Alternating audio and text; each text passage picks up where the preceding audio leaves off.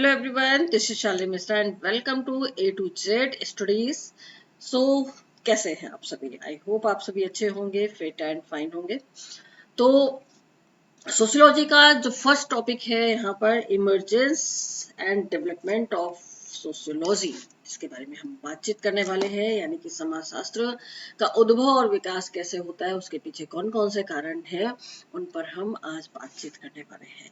आखिर हमारा विषय है समाजशास्त्र, तो क्यों करके इसका उद्भव हुआ, कैसे कैसे विकास हुआ, उन सभी चीजों के बारे में हम लोग बातचीत करने वाले हैं। हम जानते हैं कि हजारों हजार सालों से समाज की जो समस्याएं हैं उन पर विचार व्यक्त किए जा रहे हैं। कौटिल्य का अर्थशास्त्र और अरस्तु का जो पॉलिटिक्स बुक है ना, इस बात का प्रमाण है कि सदियों से विचार विमर्श होता चला आ रहा है समाज की समस्याओं पर। लेकिन ये जो समस्याएं जो जिन पर विचार विमर्श हो रहा था, वो समस्याएं किस दृष्टिकोण से देखी जा रही थी? तो कहीं या तो आर्थिक दृष्टिकोण से देखी जा रही थी, या फिर राजनीतिक दृष्टिकोण से देखी जा रही थी, या फिर दार्शनिक दृष्टिकोण से देखी जा रही थी। दार्शनिक दृष्टिकोण से इन पर बातचीत हो रही थी। ठीक है, समस्याएं तो पूरे विश्व में मौजूद थी, लेकिन कौन सा दृष्टिकोण का उपयोग हो रहा था? भाई अरस्तु भी थे, सुकरात भी थे, कौटिल्य भी थे, अनेक हमारे दार्शनिक, हमारे जो विचारक हैं, वो उन्होंने बात की।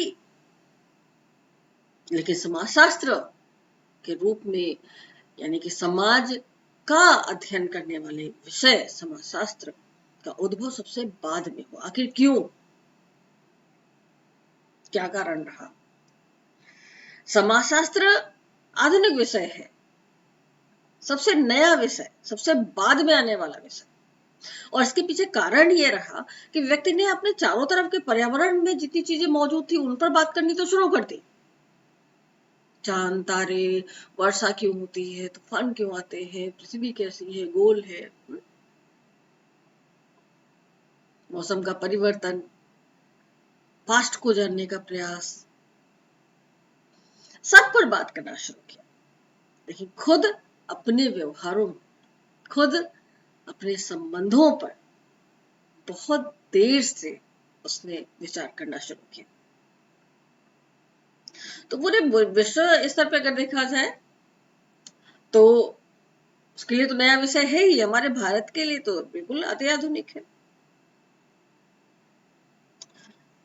समाज की समस्याओं को जानने का जो एक तरीका है, जो एक सिस्टमैटिक तरीका है, वैज्ञानिक दृष्टिकोण को अपनाने वाला जो ये विज्ञान है, ये है समाजशास्त्र। इसीलिए समाजशास्त्र समाज का विज्ञान कहलाता है। ऐसा विषय जिसमें समाज और उसके जितने भी पहलू हैं उसका बहुत ही क्रमबद्ध तरीके से, साइंटिफिक तरीके से इसका अध्ययन किया जाता है। जैसे हमारी अदर सोशल साइंसेस हैं, लाइक पॉलिटिकल साइंस हो गया, हिस्ट्री हो गया, ज्योग्राफी हो गया, इकोनॉमिक्स हो गया, साइकोलॉजी हो गया। इस तरीके से इन विषयों को प्रेजेंट किया जाता है, इन विषयों में क्रियाओं का अध्ययन किया जाता है। ठीक वैसे ही हमारे समाजशास्त्र में समाज और उससे संबंधित जो घटनाएं हैं, क्रियाएं हैं, संबंध है, व्यवहार है, उनका सिस्टमैटिक तरीके से अध्ययन किया जाता है।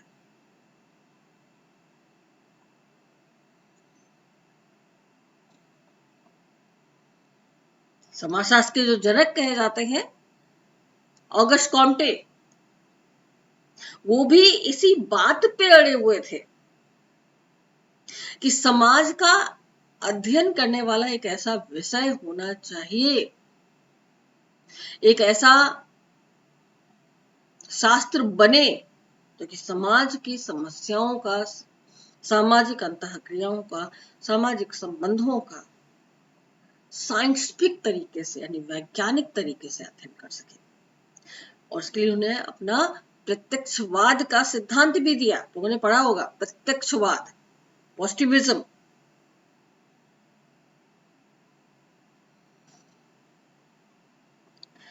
तो ये पुराना विषय नहीं है, एकदम नया विषय है। और इसको लाने का जो श्रेय दिया जाता है वो दिया जाता है ऑगस्ट कॉम्टे। अब जैसे जैसे समय आगे बढ़ता जा रहा है वैसे वैसे समाजशास्त्र के विषय क्षेत्र में भी वृद्धि होती चली जा रही है, समाजशास्त्र में भी काफी विकास हुआ है, इसके विषय क्षेत्र में भी काफी परिवर्तन आए हैं, बहुत सारे चेंजेस हमें देखने को मिलते हैं। इस विषय के विकास में अगर देखा जाए तो दो क्रांतियां बेहद महत्वपूर्ण रही। एक तो फ्रेंच रेवोल्यूशन थी और दूसरा औद्योगिक क्रांति। 19वीं सेंचुरी में जो दो रेवोल्यूशन हुए उन्होंने कमाल कर दिया, ये बिल्कुल हलचल मचा दी।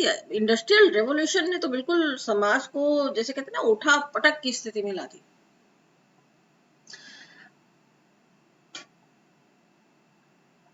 इंडस्ट्रियल रेवोल्यूशन हो या फ्रेंच रेवोल्यूशन हो, जहां एक तरफ ये परिवर्तन ला रहे थे वहीं दूसरी तरफ समाज में समस्याओं का अंबार भी लगा रहे थे। बहुत सारे तौर तरीकों में परिवर्तन आ रहा था, सामाजिक परिवर्तन हो रहे थे, राजनीतिक परिवर्तन हो रहे थे, आर्थिक परिवर्तन हो रहे थे, सांस्कृतिक परिवर्तन हो रहे थे।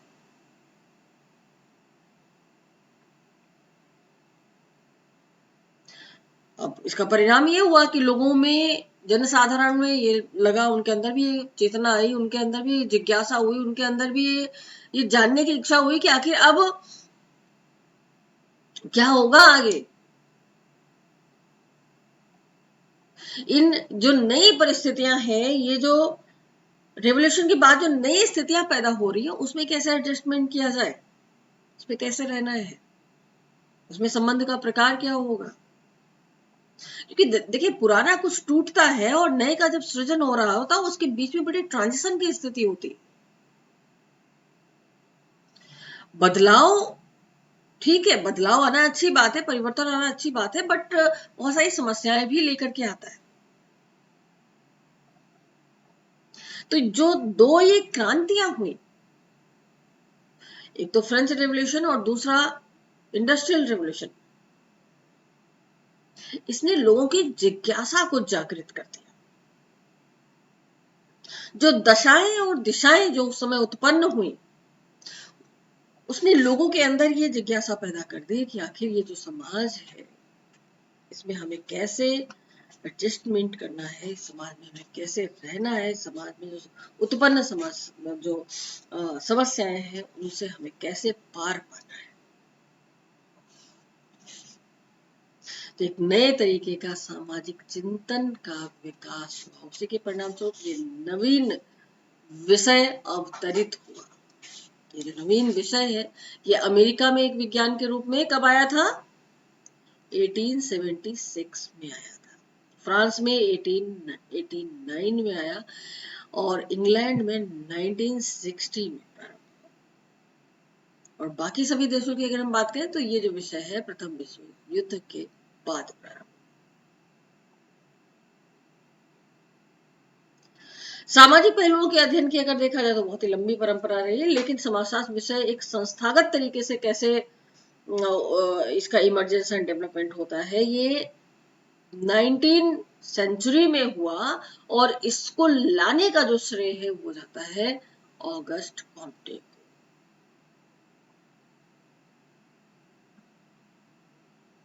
जिन्हें फादर ऑफ सोशियोलॉजी कहा जाता है, ऑगस्ट कॉम्टे। 1838 का वो समय था जब इन्होंने ये टर्म दिया, सोशियोलॉजी नाम दिया। समाज के अध्ययन करने वाले विषय को सोशियोलॉजी नाम देने का जो काम किया गया है वो ऑगस्ट कॉम्टे के द्वारा किया गया। 1838 ध्यान रखिएगा, बहुत बार क्वेश्चन पूछा गया। तो 19वीं सेंचुरी में समाजशास्त्र के विकास में बहुत सारी बौद्धिक और भौतिक परिस्थितियों ने भी सहायता प्रदान की, जिसमें अगर हम देखें 4 बौद्धिक परिस्थितियों को टीबी वोटोमोर यहाँ पे महत्वपूर्ण हो जाते हैं, इसलिए यहाँ पे मैंने मेंशन कर दिया आप लोगों के लिए। टीबी वोटोमोर का कहना है कि 4 परिस्थितियां जो है वो कौन कौन सी थी। तो सबसे पहले तो पॉलिटिकल फिलोसफी, इतिहास का दर्शन, विकास के जैविक सिद्धांत और सामाजिक और राजनैतिक सुधारात्मक जो आंदोलन थे इन्होंने अपनी महत्वपूर्ण भूमिका निभाई समाजशास्त्र विषय के इमरजेंस में, समाजशास्त्र विषय के उद्भव में।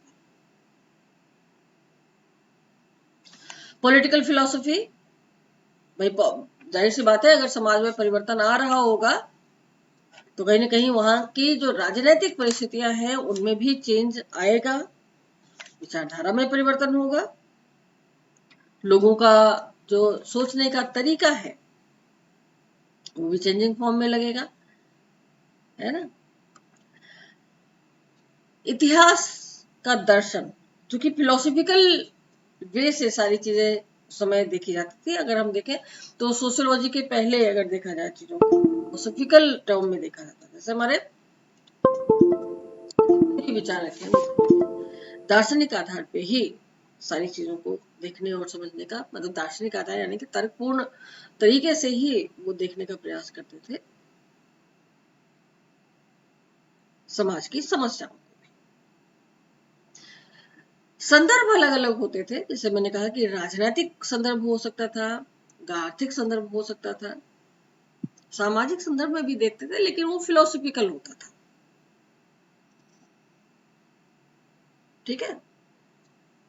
उद्विकास के जो जैविक सिद्धांत थे, बायोलॉजिकल थ्योरी ऑफ इवोल्यूशन, और सामाजिक और राजनीतिक सुधारात्मक आंदोलन, ये चारों परिस्थितियां जो है वो कहीं ना कहीं प्रेरित कर रही थी, मोटिवेट कर रही थी कि अब समाज की समस्याओं को सिस्टमैटिक तरीके से देखा जाए। इतिहास का दर्शन और सामाजिक सर्वेक्षण ने प्रारंभ में महत्वपूर्ण योगदान दिया सबसे पहले तो। ठीक है। जिसका जो जो कहते हैं ना स्टार्टिंग जो की गई, राजनीतिक दर्शन, इतिहास का दर्शन जो स्टार्ट किया गया वो किया गया पियरे के द्वारा। यहाँ पर मैं लिख देती हूँ जिससे आप लोगों को आसानी रहे। ठीक है। वीको के द्वारा।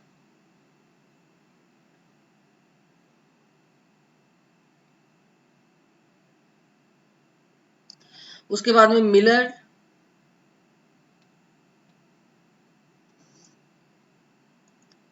को देखेंगे, मॉन्टेस्क्यू को देखेंगे। ये ऐसे विचारक हैं जिन्होंने अपनी अपनी विचारधारा रखी। इसमें मैं कहूं तो ऑगस्ट कॉम्टे की विचारधारा का जो आधार था इन्हीं सब गुरुओं से, इन्हीं सब विचारकों का सम्मिलित प्रभाव था। देखिए, कोई विचारधारा एकदम ही अलग ही दुनिया से आई हो ऐसा नहीं होता है, उसका कुछ ना कुछ बेस होता है, समाज में पहले से कुछ मौजूद है, उसी से अडॉप्ट करते हुए ही नई विचारधारा का जन्म होता है।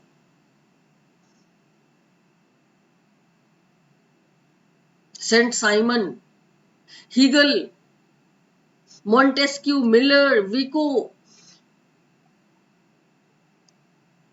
ये ऐसे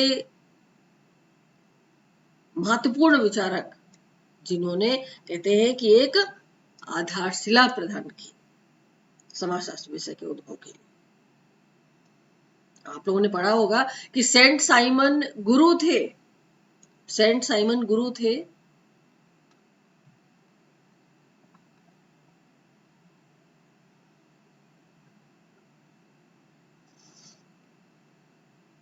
किसके?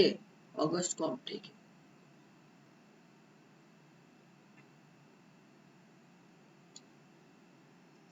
ऑगस्ट कॉम्टे ने इन्हीं से प्रभावित होकर के समाजशास्त्र जैसे विषय को स्थापित करने का काम किया। ये जो समाज की ये जो नई धारणा आई, जो कि राज्य की धारणा से एकदम अलग थी, वो हमारे इतिहासकारों की ही देन है। अब कैसे, तो इसको भी समझ लेते हैं। सामाजिक विचारधारा के आपके पास में बुक होनी चाहिए सामाजिक विचारधारा, जो कि आर्यन मुखर्जी की है। मैं आपको बता दूं कि देखिए, बहुत जरूरी है भाई, बुक्स तो हमेशा ही जरूरी। मैं यहाँ पे पढ़ा रही हूँ, अच्छी बात है, बट कुछ कुछ बुक्स आपके पास में हो तो आपके लिए भी वो हमेशा के लिए बहुत अच्छी चीज है। सामाजिक विचारधारा आर्यन मुखर्जी की बुक, उसमें आप देखिए थिंकर, पूरे थिंकर्स का जो है आपको पूरी डिटेल मिल जाएगी, जो क्लासिकल थिंकर्स है। तो सामाजिक विचारधारा के क्रम में अगर देखा जाए तो सामाजिक जीवन की जो गंभीर समस्याएं हमें देखने को मिलती थी, जैसे मैंने कहा कि समस्याएं सदैव से मौजूद रही हैं, और जब कुछ ऐसी समस्याएं उत्पन्न हो जाती हैं तो फिर वो विचार विमर्श का विषय बन जाती है। विचारक या मनुष्य या साधारण मनुष्य भी उस विषय के बारे में अपना विचार प्रकट करते हैं, और जिसका सामान्यीकरण जनरलाइजेशन हो जाता है, और यही सामाजिक विचारधारा के रूप में हमें दिखता है। सबसे पहले प्लेटो का नाम आता है इसमें। यूरोप में समाजशास्त्री सिद्धांतों की जो विवेचना है सबसे पहले यूनानी दार्शनिक प्लेटो के द्वारा करी गई थी। इन्होंने सबसे पहले सावयवी उपागम का प्रयोग किया था प्लेटो ने।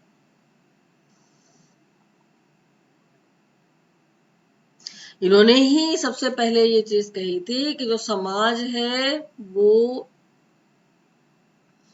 एक शरीर की तरह है।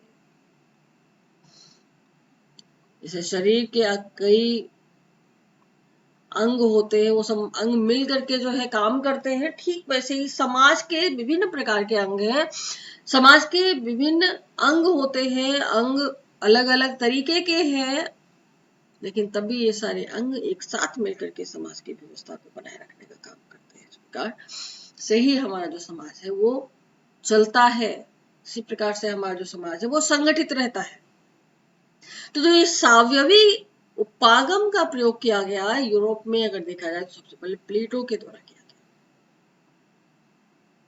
गया। एक दूसरे से अलग तो है हमारे अंग, हमारे शरीर के, लेकिन एक दूसरे पे आधारित है, डिपेंडेंसी है। ठीक वैसे ही समाज के भी अलग अलग अंग हैं, लेकिन सब एक दूसरे से जुड़े हुए हैं और सब एक दूसरे पे आधारित है। प्लेटो ने अपनी बहुत ही इंपॉर्टेंट बुक लिखी थी रिपब्लिक में, इस बात को कहा कि व्यक्ति का व्यवहार जो है वो समाज की प्रकृति पर, समाज जैसा होगा वैसे ही व्यक्ति का व्यवहार होगा। ये स्टेटमेंट ध्यान रखिएगा। प्लेटो ने अपने ग्रंथ रिपब्लिक में इस बात का विवेचन किया कि व्यक्ति का व्यवहार समाज की प्रकृति पर निर्भर है। व्यक्ति व्यवहार उसी तरीके से करता है जिस तरीके का समाज होगा।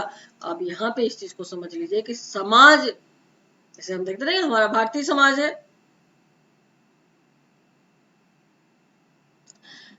विदेशी समाज में अलग कल्चर है, भारतीय समाज में अगर देखा जाए तो अलग कल्चर है, अलग संस्कृति है।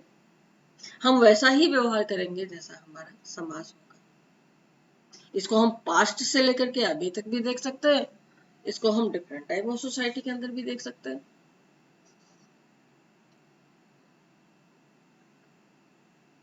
अब डिपेंड हमारा व्यवहार इस बात पे करता है कि हमारा समाज किस तरीके का है। मतलब यहाँ पे प्लेटो की नजरों में समाज जो है वो महत्वपूर्ण है, व्यक्ति का व्यवहार उसी पर निर्भर करता है। और सबसे इंपॉर्टेंट थिंग यहाँ पे क्या है ये भी देख लीजिए कि प्लेटो समाज को 4 भागों में विभाजित कर देते हैं। एक तो शासक हो गया, दूसरा योद्धा, तीसरा कृषक और चौथा दास। इनकी बुक्स जो है वो भी आप फटाफट देख लीजिए। सब में सब सारी चीजों को इंक्लूड कर दिया। एपोलॉजी है इनकी बुक, क्रिप्टो है, सिंपोजियम बुक है इनकी, रिपब्लिक है, स्टेट्समैन है एंड लॉ है। ये कुछ बुक्स हैं प्लेटो की। प्लेटो के जस्ट अपोजिट, प्लेटो के ही शिष्य थे अरस्तु।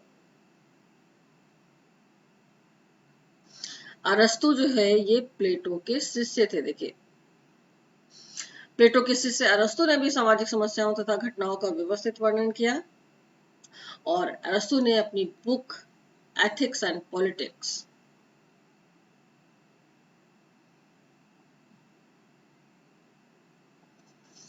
पॉलिटिक्स में ये लिख दिया कि जो समाज है वो व्यक्ति के व्यवहार पर डिपेंड करता है। व्यक्ति क्या सोचता है, व्यक्ति क्या अनुभव करता है, व्यक्ति की क्रियाएं कैसी हैं, उस पर समाज की जो संरचना है वो निर्भर करती है। मनुष्य एक सामाजिक प्राणी है। सामाजिकता की मूल प्रवृत्ति व्यक्ति को समाज में रहने को प्रेरित करती है। अरस्तु ने समाज को 3 भागों में बांटा था। एक तो इन्होंने संरक्षक समाज बताया, दूसरा सहायक समाज बताया और तीसरा इन्होंने मजदूर समाज बताया। अच्छा, यहाँ पे एपिक्यूरस भी आते हैं, ये भी एक महत्वपूर्ण विचारक रहे हैं। एपिक्यूरस का विचार ये है कि व्यक्ति ने अपने स्वार्थ पूर्ति का आनंद और सुख सुविधा और सुरक्षा के लिए ही जो है भावी समाज का निर्माण कर दिया और उसके पीछे कोई रीजन नहीं। देखो समाज क्या है, क्यों है, कैसे है, इसमें संबंधों का क्या प्रकार रहता है, संबंधों का क्या महत्व रहता है, उसके बारे में अलग अलग विचारकों की अलग अलग विचारधारा हमें देखने को मिल जा रही है। अभी हमने प्लेटो को देखा, फिर अरस्तु, फिर एपिक्यूरस, उसके बाद में आते हैं रूसो, जो सबसे इंपॉर्टेंट हो जाते हैं। और रूसो के साथ में सबसे इंपॉर्टेंट बात क्या है कि इन्होंने सोशल कॉन्ट्रैक्ट थ्योरी दी थी अपनी, यानी कि सामाजिक समझौता सिद्धांत।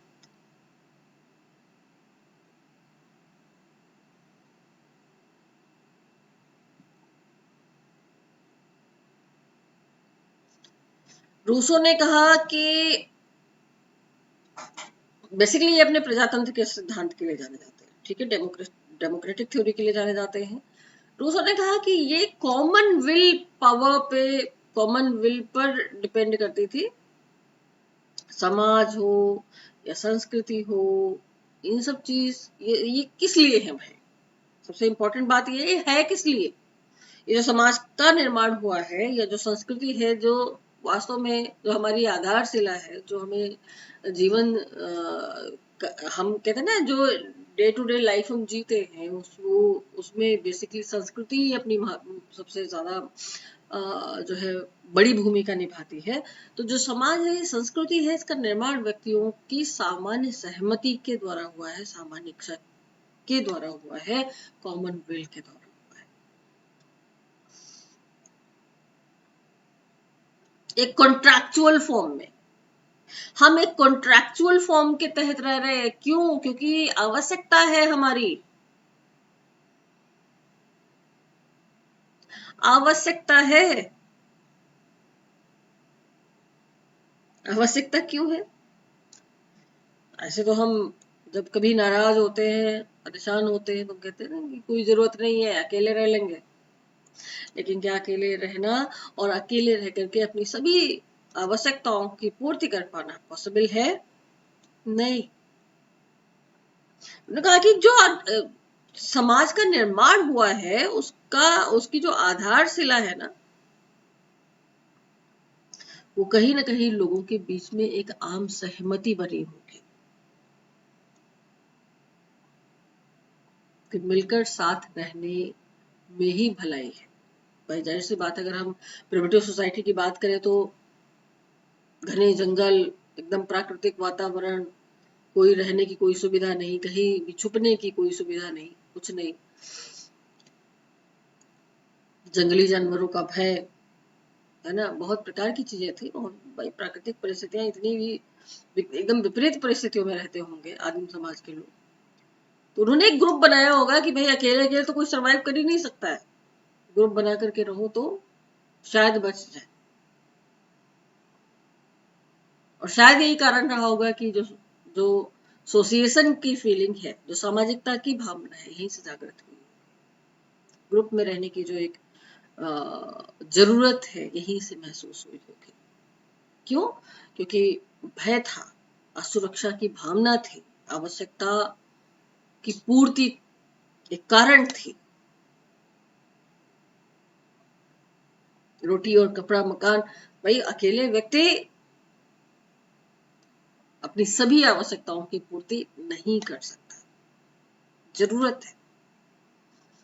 तो इन्होंने साफ शब्दों में कहा रूसो ने कि सामान्य सहमति थी लोगों की, तो ही समाज का निर्माण हुआ, ये कॉन्ट्रैक्चुअल है। जन्म से तो हम, इनका एक स्टेटमेंट आया था जो कि बहुत इंपॉर्टेंट हुआ कि जन्म से मनुष्य स्वतंत्र है, लेकिन वास्तव में वो स्वतंत्र वो है नहीं, वो हर जगह जंजीरों से बंधा हुआ है। और इसी फॉर्म में इनकी बुक आई थी द सोशल कॉन्ट्रैक्ट, जो कि 1762 में आई थी।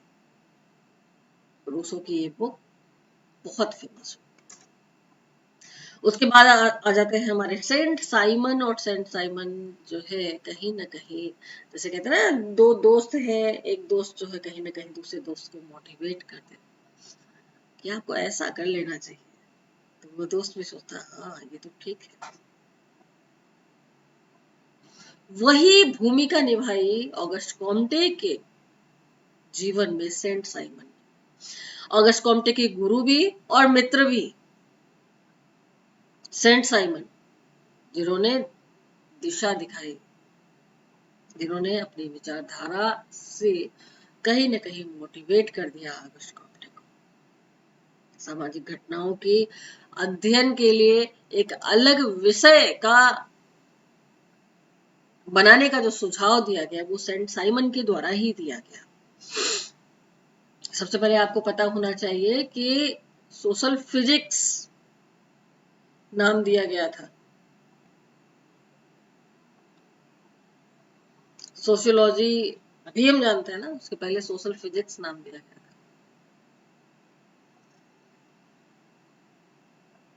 सामाजिक भौतिकी, लेकिन सामाजिक भौतिकी जो ये शब्द था ये चुरा लिया गया था एक अन्य विचारक के द्वारा जिनका नाम था क्वार्टलेट। क्वार्टलेट ने अपने लिए ये शब्द जो है वो पेटेंट करा लिया था। उन्होंने कहा कि मैंने ही कहा है, सोशल फिजिक्स मैंने कहा है। तो सोशल फिजिक्स तो नाम नहीं पड़ा, उसके बाद में फिर ऑगस्ट कॉम्टे ने नेक्स्ट नाम दिया था सोशियोलॉजी। तो सेंट साइमन का आखिर क्या योगदान रहा? सेंट साइमन ने क्या योगदान दिया? ऑगस्ट कॉम्टे को किस तरीके से इन्होंने मोटिवेट किया? सेंट साइमन औद्योगिक क्रांति में इंडस्ट्रियल रेवोल्यूशन आई तो उसके पश्चात जो नया समाज एक निर्मित हुआ उसको बोलते हैं इंडस्ट्रियल सोसाइटी, यानी कि औद्योगिक समाज। साइमन और ऑगस्ट कॉम्टे चूंकि अब फ्रेंड, उन्होंने 1822 में plan of the scientific operation necessary for the organisation of society इस बुक को लिखा, और जिसमें इन्होंने दर्शाया कि आखिर जो हमारी जो आगे आने वाला समाज है वो कैसा होगा, उसकी रूपरेखा कैसी होगी, वो समाज, मतलब पूरा फिलोसफिकल वे में लिखा।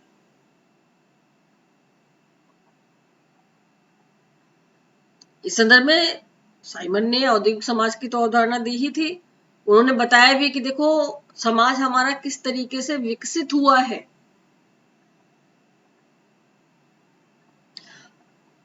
उस संदर्भ में और जो सेंट साइमन है उनका सामाजिक लॉ ऑफ प्रोग्रेस जो इन्होंने दिया था वो भी काफी ज्यादा मोटिवेट कर गया ऑगस्ट कॉम्टे।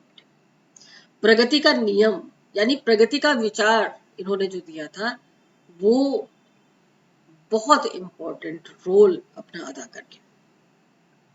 उन्होंने कहा कि जो ह्यूमन सोसाइटी है, अगर इसको हम देखें, झांके, पास्ट में जाएं और हम देखें किस किस तरीके से, किन किन अवस्थाओं से हमारा जो मानवीय समाज है वो गुजरा है, तो उन्होंने कहा कि ये 3 अवस्थाएं हमें देखने को मिलती हैं। एक तो बहुदेववाद, दूसरा एक देववाद और तीसरा प्रत्यक्षवाद।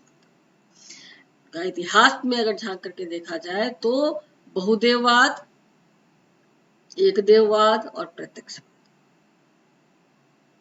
ये बौद्ध मानव समाज, भाई सबसे पहले तो अगर देखा जाए तो आज की डेट में धर्म का महत्व कम हुआ है ना। पहले ये धार्मिक था,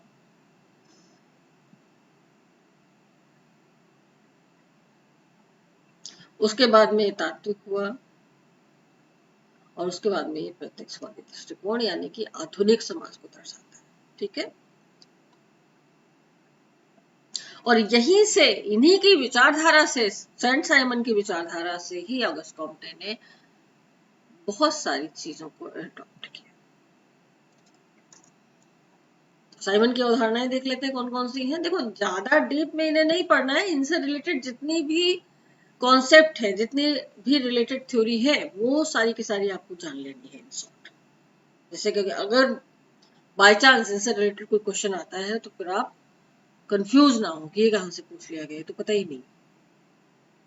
हिस्ट्री में ये सब बेस रहे हैं ऑगस्ट कॉम्टे को, जिन्होंने मोटिवेट किया समाजशास्त्र विषय को स्थापित करने के लिए। तो सेंट साइमन ने औद्योगिक समाज की अवधारणा दी थी, इंडस्ट्रियल सोसाइटी, सामाजिक जीव विज्ञान यानी कि सामाजिक सावयव की बात करी थी, ऑर्गेनिक सोसाइटी की बात करी थी इन्होंने।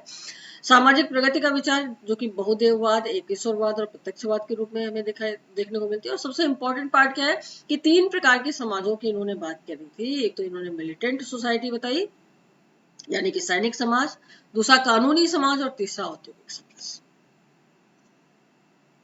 साइमन की ये 4 प्रकार की जो अवधारणा है वो हमें देखने को मिलती है।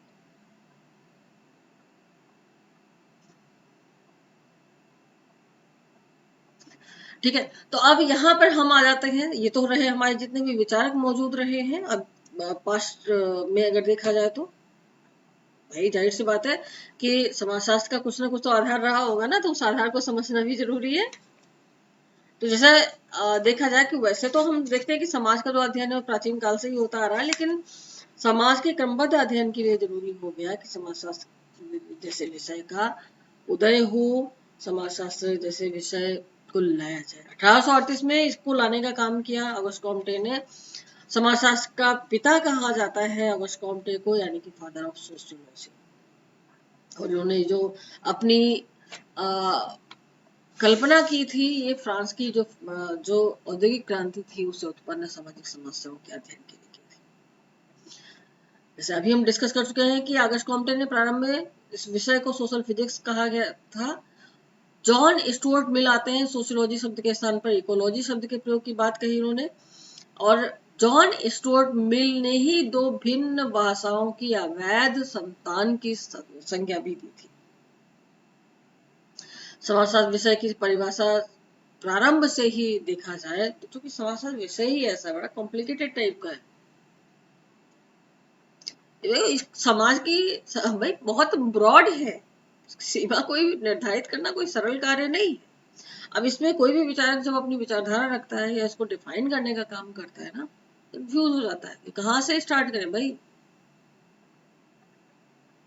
एलेक्स इंकल्स ने अपनी बुक व्हाट इज सोशियोलॉजी में समाजशास्त्र की परिभाषा को निर्धारित करने के 3 जो प्रकार हैं, 3 जो तरीके हैं वो बताए। इन्होंने कहा पहले तो देखा जाए कि ऐतिहासिक मार्ग, ठीक है, ऐतिहासिक मतलब यहां पर देखिए हिस्टोरिकल पाथ जिसे कहते हैं।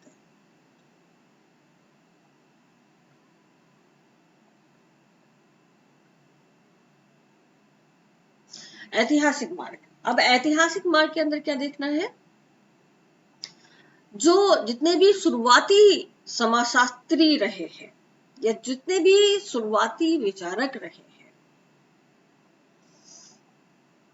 अगर समाजशास्त्र को परिभाषित करना है तो क्या देखना होगा कि जितने भी शुरुआती विचारक रहे हैं, आखिर उन्होंने जो अपनी विचारधारा दी, अपनी जो रचनाएं रची, उनका केंद्र बिंदु क्या था। मतलब कि उन लेखकों ने, उन विचारकों ने समाजशास्त्र का या समाज का अध्ययन करते समय किन तथ्यों को ध्यान में रख करके अध्ययन करने की बात की थी। अब इसमें कौन कौन से ऐतिहासिक मार्ग में कौन कौन से आ जाएंगे, हिस्टोरिकल थिंकर्स, जैसे हम देखते हैं ना, अगर कॉम्टे हो गए भाई, कॉम्टे हो गए, स्पेंसर हो गए, दुर्खीम हो गए, मैक्स वेबर हो गए, ये सब क्लासिकल थिंकर है हमारे। इन्होंने किस चीज पर फोकस किया है, समाज के जब अध्ययन की इन्होंने बात कही किस चीज पे फोकस है, तो उससे कहीं ना कहीं हमें ये एक आइडिया मिल जाएगा कि हमें समाज शास्त्र विषय को कैसे परिभाषित करना है। इंगल्स ने ये कहा, ठीक है। दूसरी चीज उन्होंने कहा एम्पिरिकल पाथ, अनुभव आश्रित। इसके अंदर हम ये जानने का प्रयास करेंगे कि वर्तमान समय में जो समाजशास्त्री है वो किस तरीके का इंटरेस्ट दिखा रहे हैं, ये दिखाता है वर्तमान समय, ठीक है। बहुत सारे सोशल रिसर्च हो रहे हैं, बहुत सारी शोध पत्रिकाएं छपती हैं, बहुत सारे लेख छपते हैं, उससे बहुत सारे संगोष्ठियां होती हैं, डिबेट्स होते हैं, उनके माध्यम से हमें जानकारी मिलती है कि वर्तमान समय में आखिर जो समाजशास्त्री है वो किस किस विषय पर फोकस कर रहे हैं, उनकी चिंतन की प्रणाली कैसी है, वो किन किन विषयों का अध्ययन कर रहे हैं, वो समाज के किन किन किस किस पार्ट पर फोकस कर रहे हैं, तो उसके बारे में जो है एक फिर हमें मिल जाएगा ना, एक कहते हैं ना ओवरऑल जो व्यू है, ओवरव्यू जो है एक मिल जाएगा, और उसके चलते हम ये जान पाएंगे कि हमें समाजशास्त्र को किस तरीके से परिभाषित करना है। ये एलेक्स एंकल्स का मानना था। अब देखिए समाजशास्त्र में हम देखते हैं ना कि समाजशास्त्र में जैसे हम यूं तो कहते हैं कि भाई समाज का अध्ययन किया जाना है, लेकिन समाज की भी बहुत सारे अंग हैं, लाइक परिवार हो गया, विवाह हो गया, है ना, गांव हो गए, नगर हो गए, इंडस्ट्रीज हो गई, मेडिकल हो गया, हम्म बहुत सारे, जैसे हम देखते हैं ना फिनोमिनोलॉजिकल पर्सपेक्टिव आता है, एथनोमेथोडोलॉजिकल पर्सपेक्टिव आता है, सिंबॉलिक इंट्रैक्शनिज्म आता है, मतलब कमी नहीं है, बहुत बहुत बहुत प्रकार है।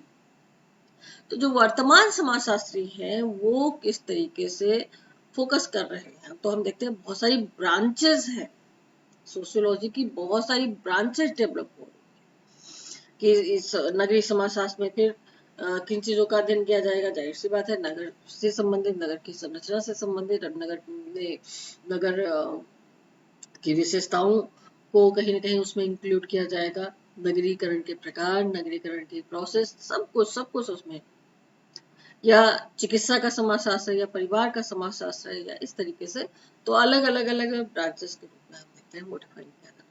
फिर विश्लेषणात्मक आता है, यानी कि एनालिटिकल पार्ट। एनालिटिकल पार्ट का मतलब ये हुआ कि समाजशास्त्र को सिर्फ इसी आधार पर नहीं समझा जा सकता कि इसके प्रमुख प्रवर्तकों में किन किन विषयों का अध्ययन किया, या जो समकालीन समाजशास्त्री हैं वो क्या कर रहे हैं। इसको इस तथ्य से भी समझा जा सकता है कि हमारा अपना विवेक क्या कहता है, हमारी चेतना। भाई अगर हम सोशियोलॉजी के स्टूडेंट हैं, सोशियोलॉजी में हम सोशल रिसर्च कर रहे हैं या हम उसको डिफाइन करना चाहते हैं, तो हमारी अपनी चेतना, हमारी अपनी बुद्धि, हमारा अपना तर्क क्या कहता है, हम विश्लेषण भी तो कर सकते हैं ना, समाज को देखते हुए, सामाजिक घटनाओं को देखते हुए, सामाजिक संदर्भों में।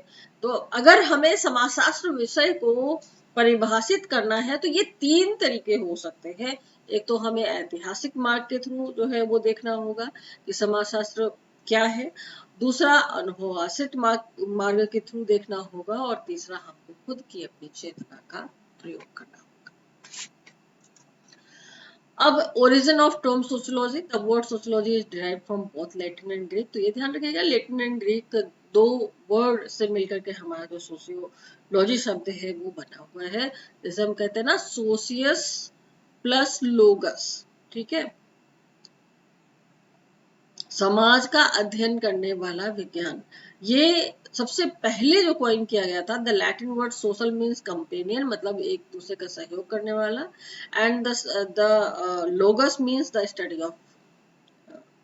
तो इस तरीके से it was coined in 1780 by the French Sieyes Emmanuel Joseph के द्वारा जो ये सोशियोलॉगस जो शब्द है वो दिया गया था बेसिकली, लेकिन इसको जो पहली बार यूज है वो किया गया ऑगस्ट कॉम्टे के द्वारा। कंफ्यूज मत होइएगा बिल्कुल भी, 1838 में इन्होंने ये शब्द दिया था, और कहीं भी कहीं कहीं आपको देखिए 1938 भी मिल सकता है ऑप्शन में, बट कंफ्यूज मत होइएगा, ये रॉन्ग होगा, 1838 इज करेक्ट। सबसे ज्यादा जो पूछा जाने वाला क्वेश्चन आता है, हम देखते हैं कि स्टेट एग्जाम जो होते हैं ना उसमें परिभाषाएं वगैरह बहुत पूछी जाती है, अमुक परिभाषा किसने दी, अमुक जो स्टेटमेंट है किसने दिया है, तो समाजशास्त्र की परिभाषाएं भी इसलिए जान लेना जरूरी हो जाता है। यहाँ पे समाजशास्त्र को एक विज्ञान के रूप में देखा जाए तो समाजशास्त्र को विज्ञान के रूप में किसने किसने डिफाइन किया, तो देखो इसको मैंने क्या किया, कैटेगराइज कर दिया है आप लोगों के लिए। जिससे आपको और आसानी हो जाएगी और आप और अच्छी तरीके से अपने नोट्स में इसको इंक्लूड भी करिएगा और आप लोगों को याद रखने में भी जो है कहीं ना कहीं आसानी रहेगी। समाजशास्त्र को विज्ञान के रूप में परिभाषित करने का काम किया है वॉट ने, वुडम ने, गिडिंग्स ने। ये सारे के सारे जो थिंकर्स हैं, जैसे वर्ड की बात करी जाए, वर्ड है सॉरी, वर्ड के अनुसार sociology is the science of society of social phenomena, यानी कि समाजशास्त्र क्या है, समाजशास्त्र समाज का विज्ञान है। ओडम कहते हैं कि समाजशास्त्र वो विज्ञान है जो समाज का अध्ययन करता है, मतलब इन्होंने बेसिकली साइंस टर्म का यूज किया। तो आपको ध्यान क्या रखना है, वर्ड ओडम और गिडिंग्स ने साइंस शब्द का यूज किया है जब समाजशास्त्र को परिभाषित किया है। समाजशास्त्र सामाजिक संबंधों, व्यवहारों और क्रियाओं के रूप में है। Social relationship, behaviour and action, action and interaction, ठीक है। तो इस संदर्भ में जो डेफिनेशन देने का काम किया है मैकआइवर एंड पेज ने, मैक्स वेबर ने, किम्बॉल यंग ने, गिन्सबर्ग या जेन्सबर्ग भी इन्हें कहा जाता है। मैकआइवर एंड पेज को तो मतलब आंख बंद करके सोशियोलॉजी का पढ़ने वाला बच्चा भी जो है वो कह देगा कि इन्होंने सामाजिक संबंधों का जाल कहा है। आप लोगों को भी रटा होना चाहिए ये चीज। मैकआइवर पेज ने समाज सामाजिक संबंधों का जाल है और समाजशास्त्र उन्हीं अमूर्त सामाजिक संबंधों का अध्ययन करता है। ये डेफिनेशन देती, बहुत बहुत फेमस, बहुत बार पूछी गई डेफिनेशन, ठीक है। तो ये याद रखिएगा। मैक्स वेबर कहते हैं कि सामाजिक क्रिया का अध्ययन करता है समाजशास्त्र, सामाजिक क्रिया का विश्लेषणात्मक अध्ययन करता है। सोशल एक्शन को सबसे ज्यादा इंपॉर्टेंट माना था, कह सकते हैं सब्जेक्ट मैटर माना था मैक्स वेबर ने सोशल एक्शन को। किम्बॉल यंग के अनुसार समाजशास्त्र समूहों में मनुष्य के व्यवहारों का अध्ययन है और गिन्सबर्ग के अनुसार समाज, जो इनकी जो डेफिनेशन बहुत इंपॉर्टेंट है, यहाँ पर फोकस कर लीजिएगा। गिन्सबर्ग के अनुसार समाजशास्त्र मानवीय अंतःक्रियाओं और अंतर संबंधों, उनकी दशा और परिणामों का अध्ययन है। ये बहुत बार पूछा गया ये स्टेटमेंट है, ध्यान रखिएगा, इंपॉर्टेंट। समाजशास्त्र को सामान्य विज्ञान, अभी विज्ञान के रूप में देखा वार्ड थे, ओडम थे, है ना। अभी सामान्य जनरल साइंस के रूप में किसने कहा है, तो सोरोकिन है और किंग्सले डेविस हैं जिन्होंने समाजशास्त्र को सामान्य विज्ञान कहा है। डेविस भी सामान्य विज्ञान कहते हैं और सोरोकिन भी सामान्य विज्ञान कहते हैं कि सामाजिक सांस्कृतिक घटनाओं के सामान्य स्वरूपों का अध्ययन करता है। सामान्य शब्द, सामान्य जो टर्म है उसका यूज किया है, ठीक है, ध्यान रखिएगा। अच्छा, अभी आगे देखें तो सामाजिक तथ्यों संस्थाओं के रूप में किसने अध्ययन किया है, सामाजिक संस्थाओं समूहों के अध्ययन के रूप में, तो दुर्खीम का नाम आता है, जॉनसन का नाम आता है।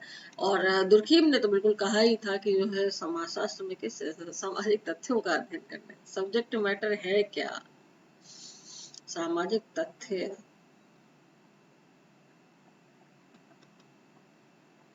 बहुत इंपॉर्टेंट, बहुत ही इंपॉर्टेंट क्लास है।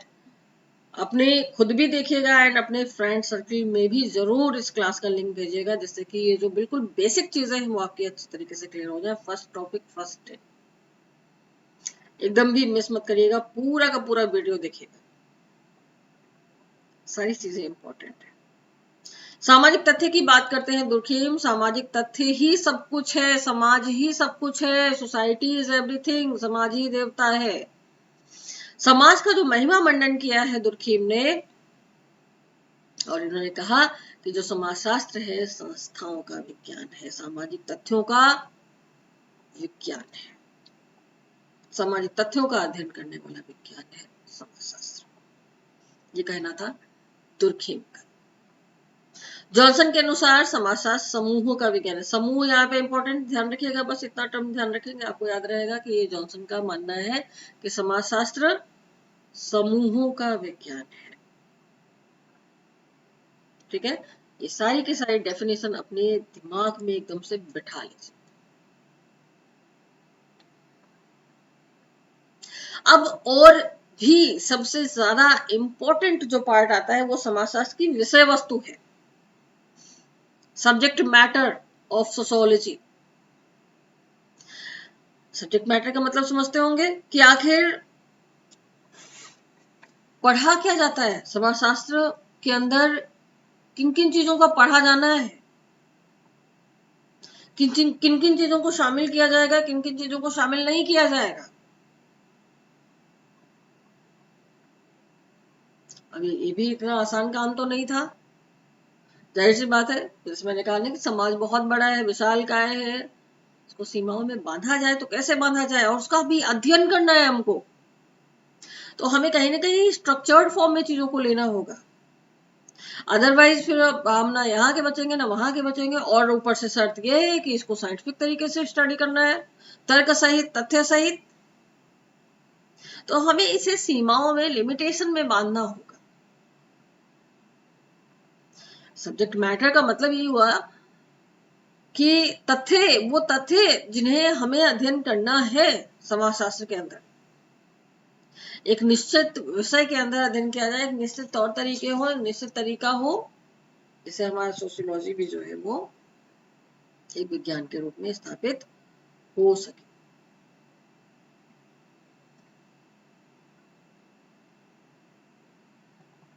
दुर्खीम सबसे पहले यहाँ पे बड़ा नाम आता है दुर्खीम का, हमारे बहुत ही महत्वपूर्ण विचारक हैं समाजशास्त्र के।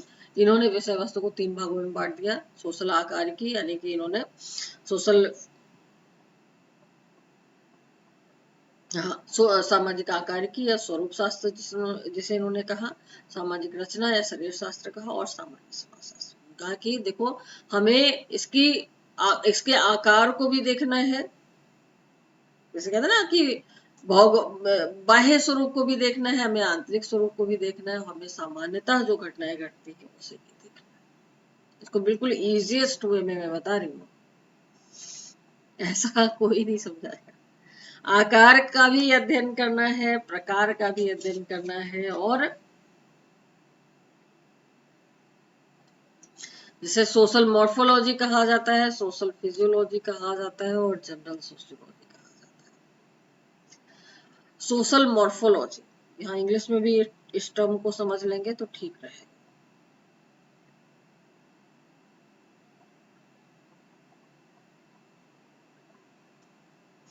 सोशल मॉर्फोलॉजी का मतलब, यानी कि आकारिकी का मतलब ये हुआ कि जो समाज की संरचना, जो हम ये अध्ययन करते हैं ना कि भाई इसमें सामाजिक संबंधों का अध्ययन किया जा रहा है, सामाजिक अंतःक्रियाओं का अध्ययन किया जा रहा है, सामाजिक व्यवहारों का अध्ययन किया जा रहा है, वो बात ठीक है। लेकिन समाज में अगर हम अपने चारों तरफ के पर्यावरण भी तो मैटर करता है ना, चारों तरफ का पर्यावरण भी तो महत्वपूर्ण है ना, तो फिजियो हमें हमें मॉर्फोलॉजी का भी तो अध्ययन करना होगा। हुँ? कि समाज है कैसा, जैसे आप देखते हैं ना कि भारत देश, भौगोलिक स्थिति उसकी क्या है, कहाँ पे स्थित है, इसकी दशाएं क्या है, इसमें मौसम कैसा है, भौगोलिक परिस्थितियां भी तो कहीं न कहीं हमारे जीवन को, हमारे जीवन स्तर को, हमारे जीवन की दिशा को निर्धारित करने का काम करता है ना। जैसे पहाड़ों में रहने वाले व्यक्तियों की जो जीवन शैली होती है अलग होती है, मैदानी क्षेत्रों में रहने वाले अलग होती है, जो एकदम मरुस्थलीय क्षेत्रों में रह रहे हैं उनकी जीवन शैली अलग है। तो उन्होंने कहा इसमें क्या अध्ययन करना है, सोशल मॉर्फोलॉजी, यानी समाज की भौगोलिक स्थिति, रचना।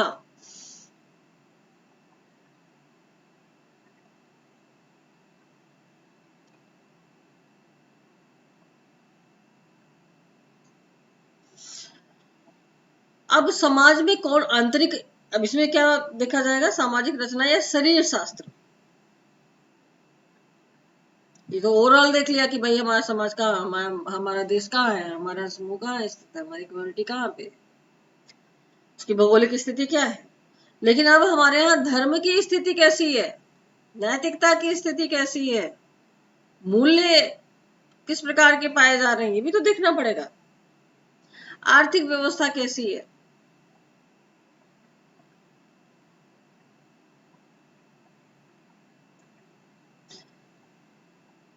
ये देखेंगे। फिर जनरल सोशियोलॉजी,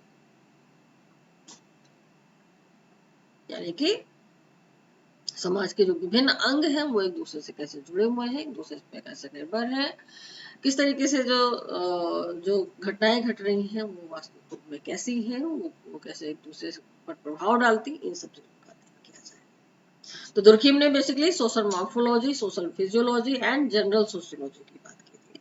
सामाजिक आकार की, सामाजिक समाजशास्त्र और सामाजिक समाजशास्त्र, याद रखिएगा बिल्कुल, ये रट लीजिए, इसलिए मैंने इसको और कायदे से एक्सप्लेन कर दिया। फिर कार्ल मैनहाइम आते हैं। कार्ल मैनहाइम ने समाजशास्त्र की विषय वस्तु को 3 भागों में बांटा। ये कहते हैं कि व्यवस्थित समाजशास्त्र होता है, सामान्य समाजशास्त्र होता है और ऐतिहासिक समाजशास्त्र होता है।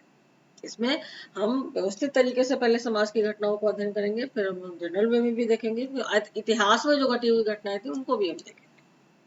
भाई कहीं ना कहीं ऐतिहासिक संदर्भों में भी अध्ययन किया जाना जरूरी होता है, कि इतिहास जो पास्ट में घटी हुई घटनाएं हैं वो हमारे प्रेजेंट पर प्रभाव डालती है।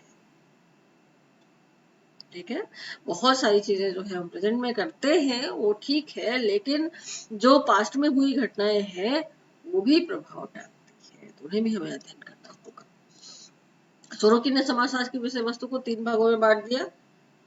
इन्होंने कहा कि देखो समाजशास्त्र में किन किन चीजों का अध्ययन किया जाता है, तो धार्मिक, राजनीतिक, सामाजिक, आर्थिक घटनाओं और उनके बीच में पाए जाने वाले जो सहसंबंध होते हैं उनका अध्ययन किया जाता है। दूसरी चीज इन्होंने कही कि भौगोलिक घटनाओं और सामाजिक जीवन पर उनका क्या प्रभाव पड़ेगा, और समाज में घटित होने वाली प्रत्येक घटना की जो सामान्य विशेषता होती है, इन सभी को अध्ययन किया जाता है।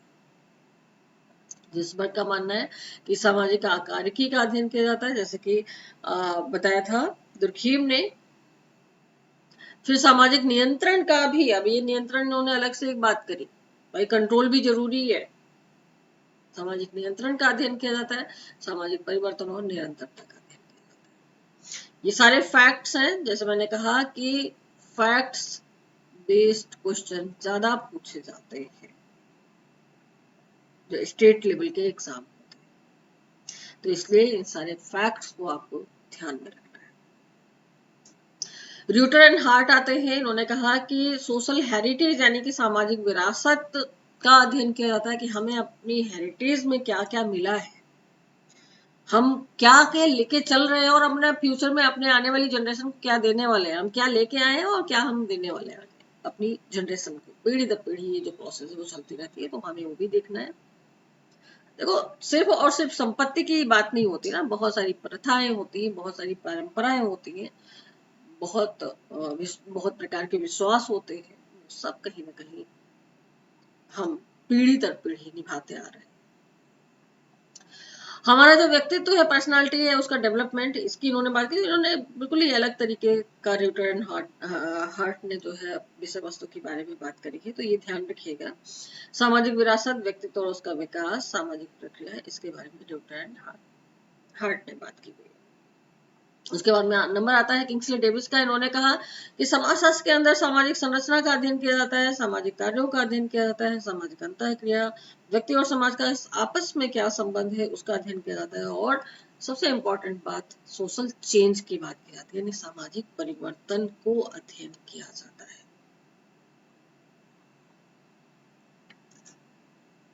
मैकएवन पेज ने सामाजिक संबंधों को, तो इनको तो भूलना ही नहीं है, किसी भी हाल में नहीं भूलना है, क्योंकि सामाजिक संबंधों का जाल है समाज, सामाजिक संबंधों का जाल है, इन्होंने ही कहा था मैकएवन पेज ने। तो इन्होंने अगर देखा जाए सब्जेक्ट मैटर के फॉर्म में, तो समाजशास्त्र की विषय वस्तु जो है वो मानी थी सामाजिक संबंध।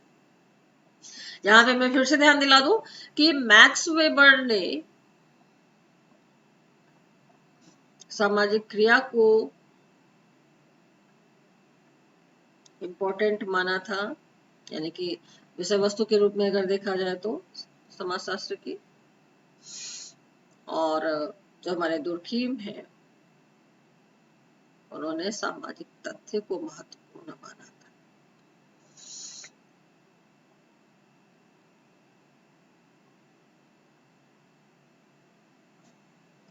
सिबेल ने सामाजिक प्रक्रियाओं को तथा मैक्स वेबर ने सामाजिक संबंधों प्रक्रियाओं दोनों को समाजशास्त्र की विषय वस्तु माना है। तो ये तो हो गया कि सब्जेक्ट मैटर ऑफ सोशियोलॉजी। अब आती है बात कि भारत में आखिर समाजशास्त्र का जो विकास है वो कैसे कैसे हुआ, कब कब हुआ। भारत के लिए तो सबसे ज्यादा नवीन विषय है ये, सबसे अधिक अगर देखा जाए तो भारत के लिए ही है समाजशास्त्र का विकास। और उसमें भी अभी बहुत ज्यादा कहो कि ध्यान दिया जा रहा था, बहुत ज्यादा ध्यान भी नहीं दिया जा रहा था, बस एक सह विषय के रूप में जो है समाजशास्त्र विषय यहाँ पे आया। अब हम देखते हैं कि हाँ, इसकी जो इम्पोर्टेंस है, इसके लिए अलग डिपार्टमेंट बहुत मतलब अर्लियर डेज में अगर देखा जाए तो बना, उसके पहले ऐसा कुछ नहीं था। यहाँ की भारतीय समाज की समस्याएं इतनी ज्यादा थी, इतनी उथल पुथल थी, इतने लंबे अरसे तक देखा जाए तो गुलामी की जो एक कहते हैं ना, इतनी बड़ी दास्तां झेलने के बाद हमारे जो समाज की हालत थी, जो दशा थी, वो बहुत अच्छी तो नहीं थी, बेहद बेहद खराब थी। तो यहाँ पे तो सबसे ज्यादा जरूरत थी समाज को अध्ययन करने की, समाज की समस्याओं को जानने की। लेकिन नहीं, भारत में इसका उद्भव नहीं हुआ था। भारत में समाजशास्त्र एक विज्ञान के रूप में विदेशों की ही देन है, पश्चिमी देशों से ही आया है, अन्य देशों की तरह। भारत में भी कुछ ऐसे विचारक हुए हैं, इसमें कोई दो राय नहीं। जैसे हम देखते हैं कौटिल्य का अर्थशास्त्र हो, मनु द्वारा जो रचित मनुस्मृति थी, बहुत सारे प्राचीन ग्रंथ रहे हैं, बहुत सारी प्राचीन जो है ऐसे ग्रंथ मौजूद हैं जिन्होंने भारतीय समाज के बारे में झलक दी है, जिन्होंने जानकारी दी है। लेकिन वो जितनी भी कृतियां थी, वो जितने भी विचारक थे, उनका जो उद्देश्य देखा जाए, उनका जो रूप स्वरूप था, वो समाजशास्त्री तो बिल्कुल भी नहीं था।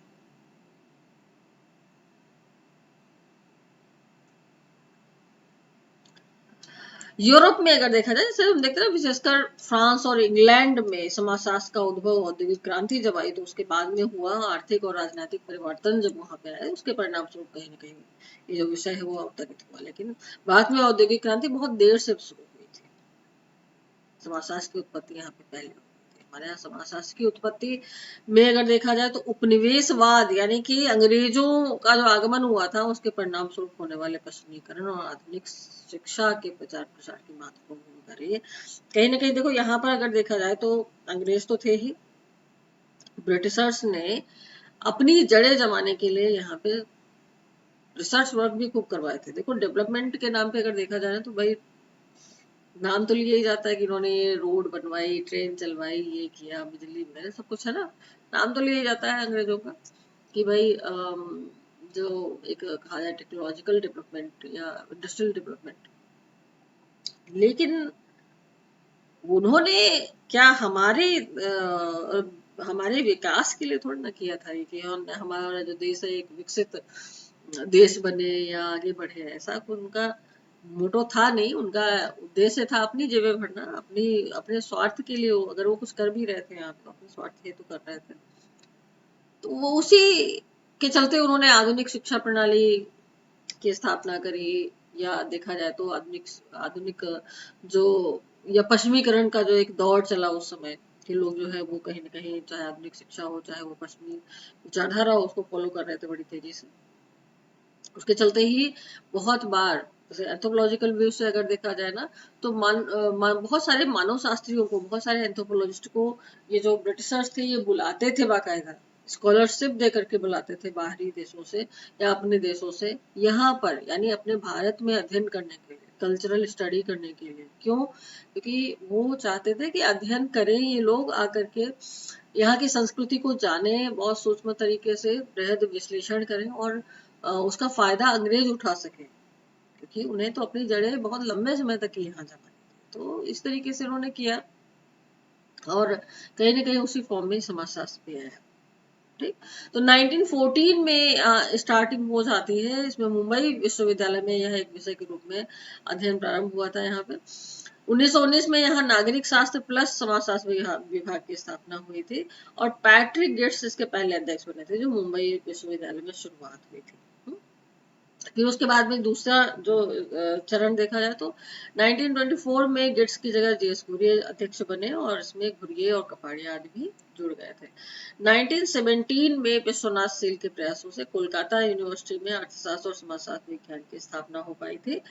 राधा कमल मुखर्जी और विनय सरकार इसे संबंधित थे। 1920 में विश्वनाथ सिंह के ही प्रयासों से लखनऊ यूनिवर्सिटी में समाजशास्त्र और अर्थशास्त्र विभाग की स्थापना हुई और राधा कमल मुखर्जी इसके प्रथम अध्यक्ष बने थे। तो भारत में समाजशास्त्र की जो कहते हैं ना नींव पढ़ना एक विषय के रूप में और यूनिवर्सिटीज वगैरह में जो इसका डिपार्टमेंट बना उसके पीछे ये हमारे जितने भी ये विचारक हैं वो उनका अथक प्रयास था।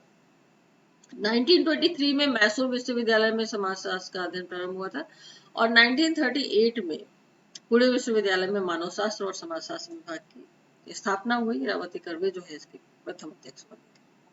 1952 में जीएस कुरियन के सौजन्य से इंडियन सोशियोलॉजिकल सोसाइटी की स्थापना हुई थी और जिसके माध्यम से सोशियोलॉजिकल बुलेटिन नामक एक शोध पत्र का भी प्रकाशन शुरू हुआ था। पोकॉक आते हैं। पोकॉक और ड्यूमो ने कंट्रीब्यूशन टू सोशियोलॉजी की नामक एक जो रिसर्च बुक थी वो उन्होंने स्टार्ट करी थी और एक और रिसर्च जो मैगजीन थी इंडियन जर्नल ऑफ सोशियोलॉजी का प्रकाशन जो शुरू हुआ था वो भी 1920 में शुरू हुआ था। तो अभी तो इसमें बहुत सारे रिसर्च वर्क और बहुत सारे जो शोध पत्रिकाएं हैं बहुत सारे अगर डिपार्टमेंट के तौर पे भी देखा जाए इसमें बहुत सारी अपॉर्चुनिटी है और एक सब्जेक्ट के रूप में भी बहुत ज्यादा फेमस भी हुआ। लेकिन अगर ये शुरुआती दौर देखा जाए तो ये बहुत अथक प्रयासों के बाद में ही जो है समाजशास्त्र एक विषय के रूप में यहाँ पे पठन पाठन की जो परंपरा है वो शुरू हुई थी।